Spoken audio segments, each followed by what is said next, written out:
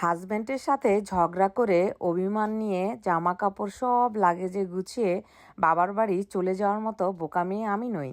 Luggage গুছাচ্ছি কারণ হাজব্যান্ডকে নিয়ে এবং 2 বেবিকে নিয়ে 5 দিনের জন্য যাচ্ছি নায়াগ্রা ফলস দেখার জন্য।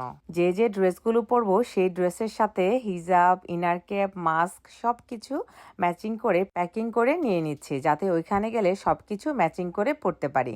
আমার নামই হচ্ছে ম্যাচিং আপা, তাই সবকিছু ম্যাচিং করে পরি।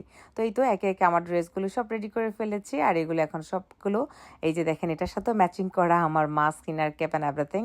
একটা একটা করে সবগুলো সুন্দর করে গুছিয়ে নিচ্ছি, আর এরপরে শুরু হবে আমার রান্না বান্না।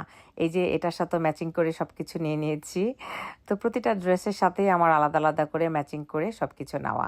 আর শাড়ি নিচ্ছি 2টা, কারণ শাড়ি পরতে আমার ভীষণ ভালো লাগে, এই কারণে এই মিষ্টি কালারের শাড়িটা নিলাম, আর এই বেগুনি রঙের শাড়িটা এই ফার্স্ট টাইম আমি পরবো। আর শাড়িরও সবকিছু ম্যাচিং করে নিয়ে নিচ্ছি। আর এই তো এখানে আরো একটি বেগুনি কালারের ড্রেস রয়েছে, আরও এক্সট্রা অনেকগুলো হিজাব, মাস্ক, ইনার ক্যাপ নিয়ে নিয়েছি যাতে ওইখানে পরতে পারি।